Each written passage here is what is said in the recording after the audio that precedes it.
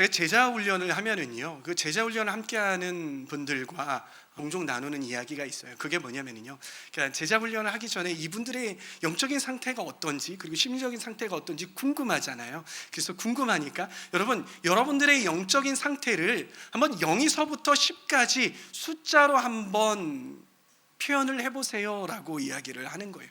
그러면요, 그렇게 이야기를 드리면요, 사람들이 가만히 생각합니다. 나의 영적인 지금 상태가 몇 점이지? 0에서부터 10까지 몇 점이지? 이렇게 생각을 하는 겁니다. 그러면서 이제 이야기하기 시작합니다. 1점이요, 큰일 났습니다. 2점이요, 3점이요, 이러면 이제 큰일 나는 거예요. 네, 10점이요, 9점이요, 이렇게 이야기를 하는 거예요. 이 시간에도 지금 여러분들과 함께, 성도 여러분들과 함께 생각을 해봤으면 좋겠습니다. 여러분들의 영적인 수준이 0부터 10까지인데 몇 점이십니까? 잠깐 생각을 해보시고, 5, 6입니까? 제가 보이면 상처받으니까 마음속으로 5이십니까? 6이십니까? 10이십니까? 7이십니까? 전문가들에 의하면요, 자신의 영적인 상태나 자신의 심리 상태를요, 구체적으로 표현하면 표현할수록 성숙한 사람이라고 합니다. 자신의 심리 상태를 구체적으로 수치화해가지고 잘 표현하는 사람은 성숙한 사람이래요. 그런데 성숙하지 못한 사람은요, 그것들을 잘 표현하지 못한다고 해요. 여러분들 잘 표현을 하셨죠? 제가 물어보니까요, 성숙한 분들은요, 막 6.5요, 6.7이요, 이렇게까지 이야기를 하더라고요. 누가 물어보면은요, 꼭 이렇게 얘기해요. 한 7.8 정도요? 이렇게 하면 여러분들이 아마 성숙한 분들로 사람들이 알 것입니다. 그럼 제가 여러분들에게 한 가지 더 질문을 드리겠습니다. 그러면은요, 여러분들의 영적인 상태, 앞으로의 영적인 상태 몇 점이시기를 원하십니까? 한번 숫자로 표현해 보시기 바랍니다. 몇 점이요? 10이요? 10이요? 네. 많은 분들이요, 이렇게 물어보면은요, 많은 분들이요, 10 이상을 벗어나지 못합니다. 왜냐하면 내가 경험했던 영적인 수준에서 가장 그 수준이 가장 높았지를 10으로 두기 때문에 그 이상을 넘어가지를 못하는 거예요. 그러나 우리 하나님은 어떠한 분이시죠? 하나님은요, 우리에게 그것보다도 더 높은 단계로 우리를 초청하시는 그런 하나님이신 줄 믿습니다. 그렇게 우리가 소망하는 것은요, 10뿐만이 아니라 20, 30, 60, 100, 1000 이렇게 소망해야 되는 줄 믿습니다. 할렐루야. 여러분, 우리가 오늘 본문 말씀을 읽었잖아요. 이 본문 말씀, 이 장면은 언제 나오는 것일까요? 언제적 일일 것 같아요? 37절에 보면은요, 중요한 단서가 있습니다. 37절에 어떠한 때라고 합니까? 명절 끝날 곧 큰 날이라고 나옵니다. 여러분, 이 명절이 어떤 명절일까요? 설날입니까? 곧 설날 다가오는데 설날입니까? 추석입니까? 어떤 명절이에요? 장막절이에요. 장막절 날이에요. 근데 장막절, 명절 끝날, 그러니까 8일째 되는 날이라는 것입니다. 이 유대인들은요, 장막절을 지키는 동안에요, 어떠한 의식을 하냐면요, 하나님께서 이 이스라엘 백성들을 어떻게 인도하여 내셨고, 어떻게 함께 하셨고, 어떻게 공급하셨는지를 기억하고 기념하는 때가 바로 장막절이거든요.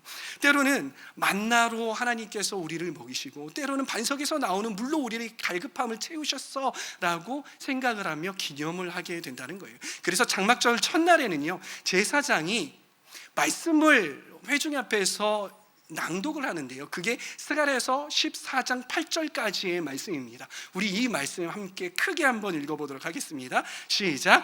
그날에 생수가 예루살렘에서 솟아나서 절반은 동해로 절반은 서해로 흐를 것이라. 여름에도 겨울에도 그러하리라. 우리가 기억해야 하는 말씀은 어떤 거냐면요, 그날에 생수가 예루살렘에서 솟아나리라. 이 말씀을 여러분 잘 기억하고 계세요? 그날에 생수가 예루살렘에서 솟아나리라. 그러면서요, 제사장은요, 어떻게 하냐면요, 성전 앞에 서서요, 이 금으로 된 잔에다가 물을 담습니다.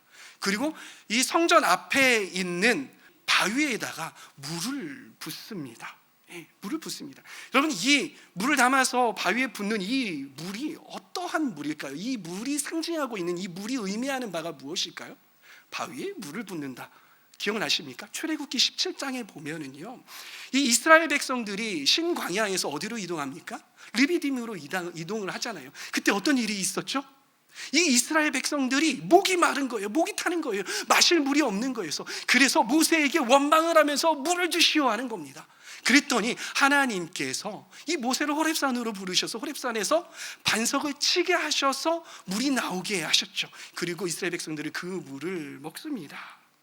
제사장이 바위에 이 붓는 물은요, 하나님께서 공급하셨던, 하나님께서 이스라엘 백성들에게 공급하셨던 바로 반석에서 나오는 물, 터져 나오는 물을 의미한다는 것이, 이스라엘 백성들이요, 이 물이 바위에서 위에서부터 부을 것 아닙니까? 이 부으면은요, 물이 바위를 타고 흘러내릴 거란 말이에요. 그렇죠? 흘러내리는 동안에요, 이 이스라엘 백성들이 가만히 있는 것이 아니라 또 말씀 한 구절을 낭독을 합니다. 그 말씀이 무엇이냐면 이사야서 12장 3절 말씀이에요. 우리 다 같이 함께 읽습니다. 시작. 그러므로 너희가 기쁨으로 구원의 우물들에서 물을 기르리로다. 다시 한번요. 그러므로 너희가 기쁨으로 구원의 우물들에서 물을 기르리로다. 이러한 의식들을요, 이 유대인들이, 이 이스라엘 백성들이요, 이 장막절 기간 동안 7일 동안 계속 하는 거예요. 며칠 동안요? 7일 동안 매일마다 제사장이 낭독을 하고 물을 붓고 이스라엘 백성들이 낭독을 하고 요거를 매일 합니다. 그런데요, 이상한 것이 있습니다. 마지막 날 8일째 되는 날에는요, 이렇게 하지 않는다라는 거예요. 그 큰 날에는요, 이상하게도 이 의식을 하지 않는다는 거예요. 그러면서 이 백성들이 구하는 것이 무엇이냐면요, 반석에서 터져 나오는 물이 아니라 하늘에서 비가 내리는 것을 구한다고 해요. 여러분, 왜 이 이스라엘 백성들이 이 반석에서 터져 나오는 이 물을 구하는 것이 아니라 하늘에서 내리는 비를 구하는 것일까요? 이 반석은 무슨 의미이고, 그리고 하늘에서 내리는 비는 무슨 의미일까요? 이 두 가지가 같은 의미일까요? 물론 이스라엘 백성들이 같은 의미였으면 좋겠다라는 그러한 생각을 했겠죠. 그런데 이 스가랴서 14장 8절에서 의미하는 진짜 의미, 그리고 이사야서 12장 3절에서 의미하는 진짜 의미, 상징하고 있는 바, 가리키고 있는 바는 무엇이냐면 바로 메시아의 출현입니다. 메시아의 등장입니다. 메시아께서 이 이스라엘 백성들에게 출현해 주시기를, 그래서 이 가란 이스라엘 백성들을 먹이시고 그리고 그 가람을 해갈시켜 주기를 원하는 그러한 마음, 그러한 예언이 여기에 담겨 있다라는 거예요. 그런데 메시아가 나타나서 이들에게 공급해 주셔야 되는데, 반석에서 터져나와서 그 물을 이스라엘 백성들이 먹어야 되는데, 이 예언의 성취가 바로 이루어졌습니까? 아니요. 오랜 기간 동안 이 예언의 성취가 이루어지지 않은 거예요. 이스라엘 백성들은 기다리다가 어떻게 됩니까? 대체품을 찾아냅니다.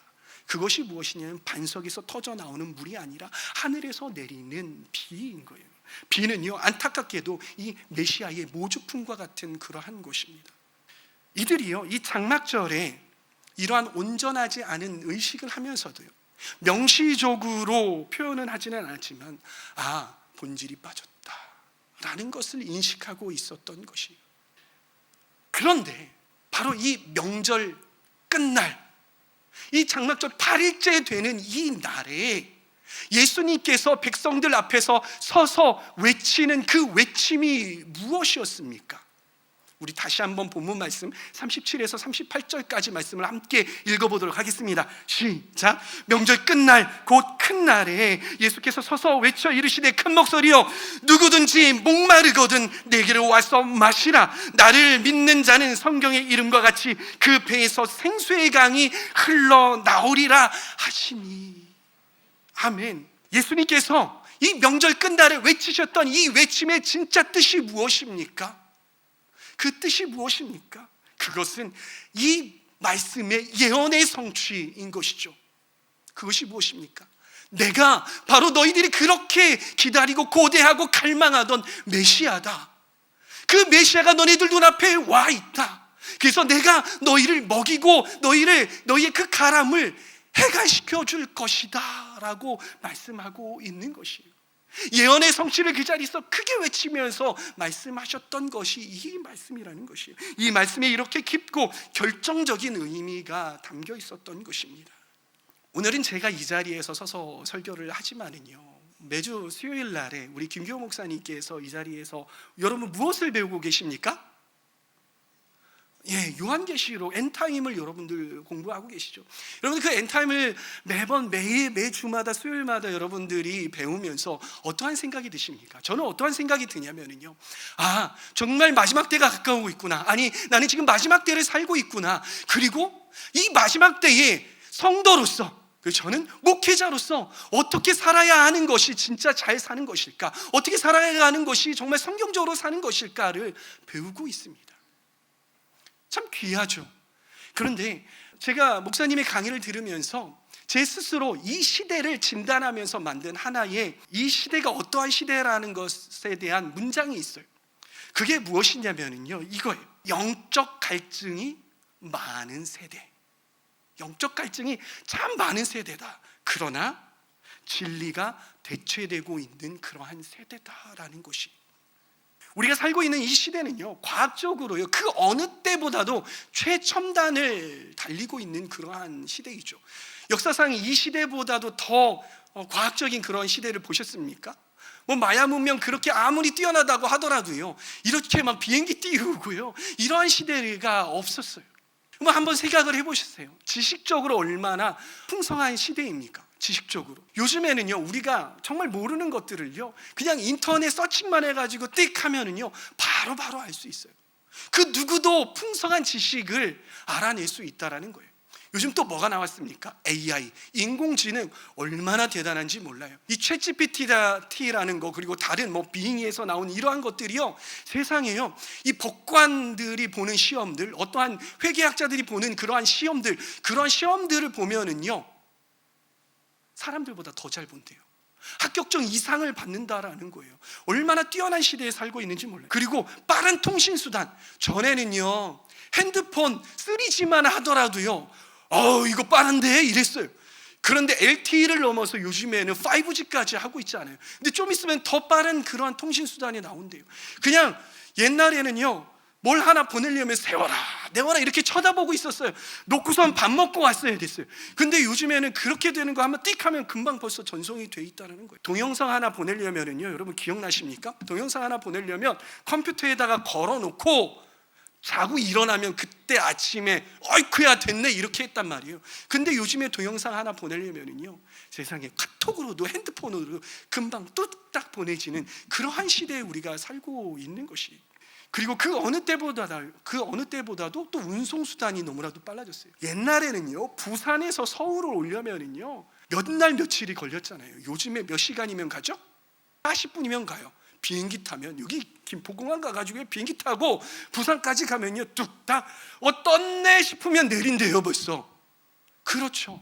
우리는 이러한 시대에 살고 있는 것입니다. 사람들이요, 이렇게 풍요로운 시대에 살고 있고요, 이 풍요로움을 추구하면서 살고 있고, 그런 시대에 살고 있지만은요, 아이러니하게도 이러한 과학 문명이 발전하면 발전할수록 영적인 갈급함, 그리고 영적인 것들에 대해서 관심을 가져 하는 것들이 작아질 것 같은데 더욱더 커져가고 있다는 것이, 그렇죠? 그러나 안타까운 것은 무엇이냐면요, 이러한 시대의 사람들이요, 정말 진리를 찾는 것이 아니라 가짜에 속고 있고 가짜를 추구하고 있다라는 사실인 거예요. 마치 불나방이요, 이 한밤중에 막 불이 막 환하게 켜져 있잖아요. 자기가 죽는 줄도 모르고요, 그 불을 향해서 날려드는 거예요.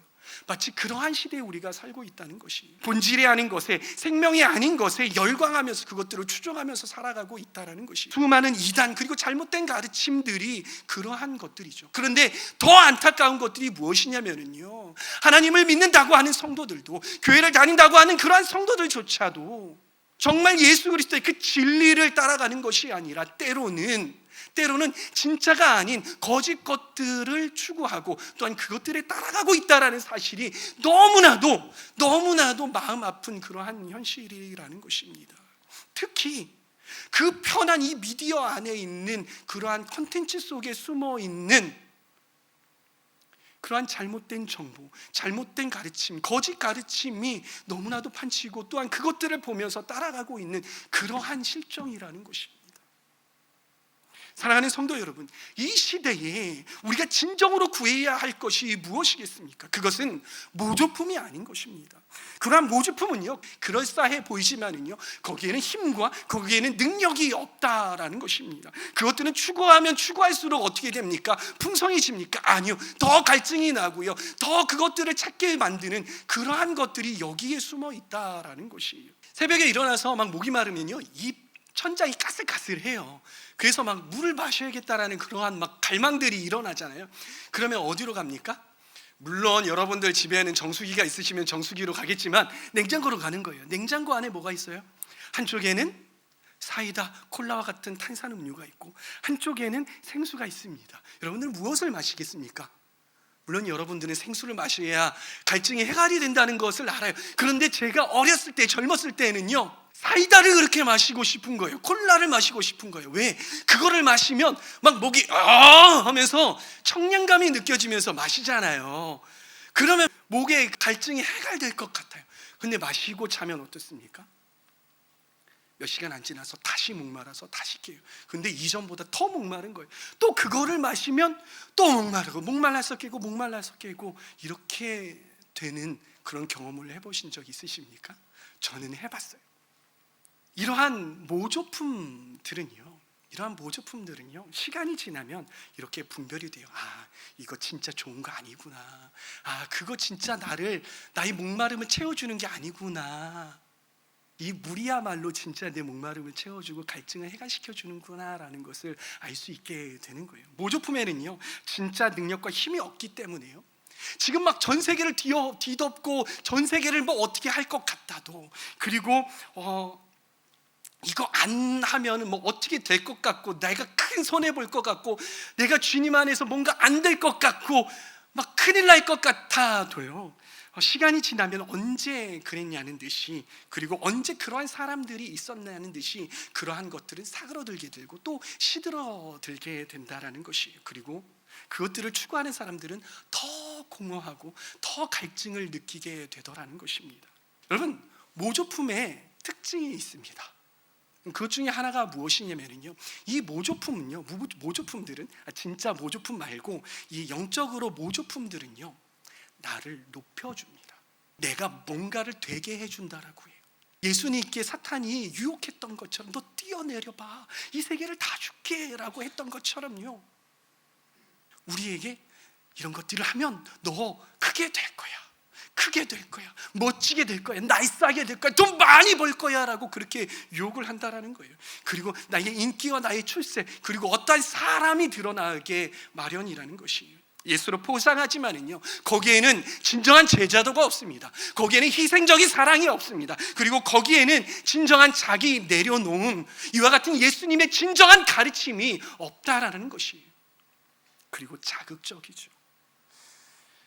우리는 이러한 시대에 이렇게 기도해야 되는 줄 믿습니다. 하나님, 이러한 모조품들이 무너져 내리게 하여 주시옵소서. 주님, 내 안에 이렇게 가짜들을, 모조품들을 찾아 나서는, 추구하는 그러한 경향성들이 무너져 내리며 사라지게 하여 주시옵소서. 하나님, 내가 진짜 진리를 찾을 수 있는 그런 갈망함이 우리 안에 일어나게 하여 주시옵소서라고 그렇게 기도해야 되는 줄 믿습니다. 아멘. 여러분, 우리는 진리를 추구해야 하는 것이에요. 진짜는 그 어느 때에라도 힘과 그리고 능력을 잃지 않는 것이에요. 사그러드는 것처럼 보이고 연약한 것처럼 보일 때에도 그 자리에서 꿋꿋하게 서 있어요. 시간이 지나도 꿋꿋하게 서 있어요. 바람과 풍파가 일어도 그 자리에 꿋꿋하게 서 있는 것이 진짜이고 진리라는 것입니다. 여러분, 빛은 언제 빛납니까?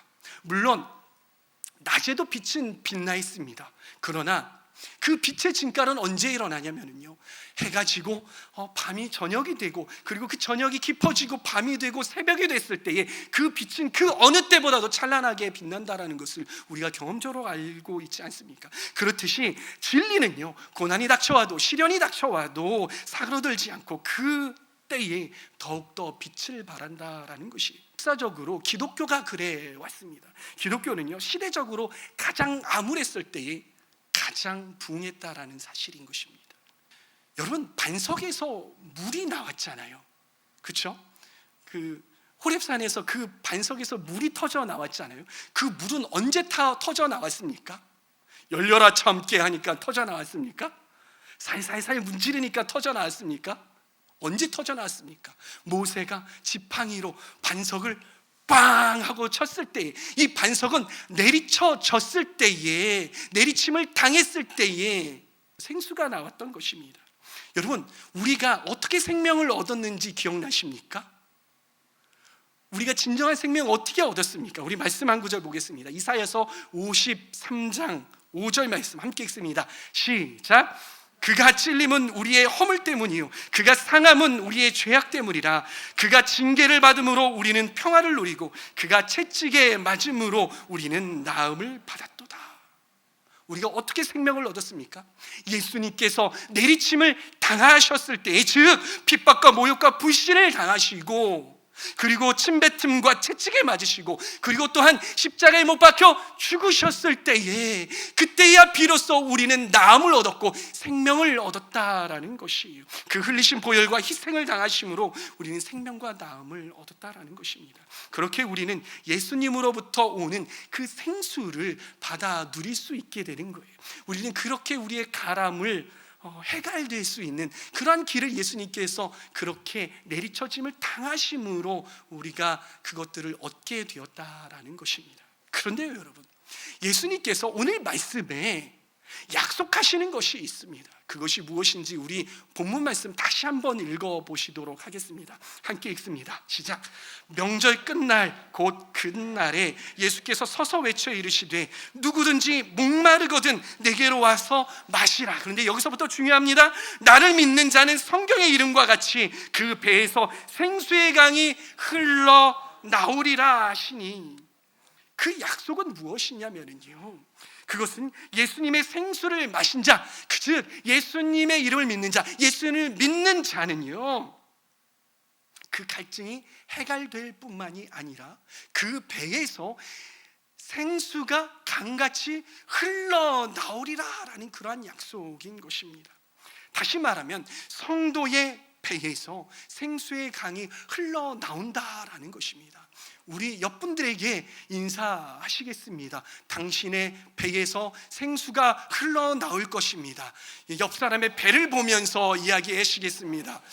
당신의 배에서 생수가 흘러나올 것입니다.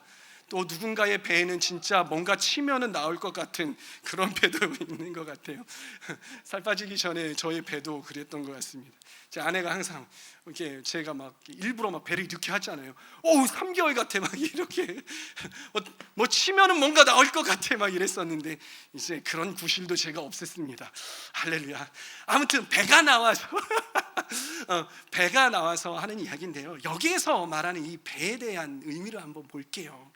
유대인에게 있어서 이 배라는 말은요, 진짜 우리의 이 통통거리는 배, 뭔가 들어있는 이 배를 의미하는 게 아니라요, 이 여기서 말하는 배는 무엇이냐면 깊은 내면이나 마음, 깊은 영을 지칭을 할 때에 이 배라는 의미를 쓴다라는 거예요. 그래서 그 깊은 내면으로부터 무엇이 흘러나옵니까? 무엇이? 생수의 강이 흘러나온다라는 거예요. 근데 여기 생수 이야기를 해봅시다. 생수가 무엇입니까? 이게 이게 그렇게 얘기해도 되는지 땡다수와 같은 이러한 생수가 아니라요, 이게 마시는 물이 아니라, 이렇게 마시는 이러한 물을 식수를 이야기하는 것이 아니라요, 이 생수라 함은 영어로 보면 좀 더 정확하게 알 수 있어요. 여기서 말하는 생수는 뭐냐면 living water예요. living water. living이 뭐예요? 살게 하는, 그렇죠? 살아있는 이에요. 그러니까 살게 하는 물이라는 거예요. 살리는 물이에요. 그러니까 이게 무슨 뜻이냐면, 영적으로 이 나를 살게 하고 나를 생명력 있게 하고 또한 다른 사람을 살리게 하는 그러한 물, 이걸 보고 living water, 살아있는 물, 생수라고 하는 것입니다. 그런데 이러한 물이 어떻게 나와요? 졸졸졸졸 개울천 그 조그만 또랑에서 나오듯이 졸졸졸졸 이렇게 나옵니까? 그게 아니에요. 어떻게 나온대요? 그 물이 강같이 흘러나올 거예요. 강같이. 강이 요만합니까? 강이 한강보다도 더 넓게, 할렐루야, 그렇게 흘러나오는데요, 그런데 여기서 우리가 또 하나 봐야 될 것은 무엇이냐면, 이 강이라는 말이 우리나라 말로는 단수로 나왔는데 헬라어로나 또 영어에서는 이게 복수예요. 복수가 뭐냐면 하나가 아니라 다수라는 거죠. 여러 개의 그러한 강물이 흘러나오리라라는 것입니다. 즉 여기에서 예수님께서 우리에게 하시는 말씀, 우리에게 하시는 약속은 무엇이냐면 나를 믿는 자는 어떠한 물이 나오냐면요, 나를 살게 하고 그리고 다른 사람을 살게 하는 그러한 물이 흘러나오는데, 그러한 물이 또랑과 같이 그렇게 조그마한 게 아니라 강같이 넓은 거예요. 그런 강물들이 여러 개가 되어서 흘러나온다라는 것입니다. 할렐루야. 이러면 할렐루야 하고 박수를 치시던데, 할렐루야. 이런 것들이 성도인 우리에게 받는 약속이라는 거예요. 다 여러분들에게 하나님께서 그렇게, 예수님께서 그렇게 약속을 하셨다는 것이에요. 나 자신 가슴에다가 대고 말씀하십니다. 나에게 이런 축복이 있다. 하나님께서 나에게 이렇게 약속하셨다. 시작. 네, 여러분에게 이러한 풍성함이 있는 것입니다. 아멘. 저는 저와 여러분들이 이러한 풍성함이 있는 그런 성도가 되기를 소망합니다. 제가 한 가지를 좀 나누려고 해요. 제가 청년 때 의미도 모르고 봤던 환상이 하나가 있어요. 그런데 그 환상이요, 요즘 들어서 하나님께서 한 단어를 통해서 다시 조명시켜 주시고요, 요즘 참 은혜가 되게 하세요. 그게 무엇인지 여러분들과 함께 나누려고 해요. 제가 봤던 게 무엇이냐면요, 이거예요. 잔에 유리잔이 하나가 딱 있는 거예요. 근데 거기에 물이 이렇게 부어지는 거예요. 처음에는 요 정도, 밑에 한 4분의 1 정도, 5분의 1 정도 이렇게 찼더라고요. 여러분, 이 물을요, 다른 사람에게 나누어 주기가 쉽습니까? 어렵습니까? 흘려보내기가 쉽습니까? 어렵습니까? 누군가는 쉬워요, 눈치 없게 하시는데 어려워요. 왜 어렵습니까? 이 물 나도 마셔야 되는데, 이거 없으면 나 갈해서, 나 목말라서 어려운데, 그렇죠? 이거 나눠주면 어떻게, 내 마음 가운데 아까움이 있어요. 그리고 이걸 기울여야 하는 노력이 있잖아요.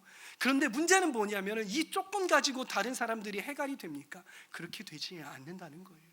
근데 물이 계속 더 부어지는 거예요. 어떻게 해요? 이렇게 해요. 이 정도 차는 거예요. 아까보다는 조금 더 찼어요. 어때요? 나눠주기 쉬워요? 어려워요?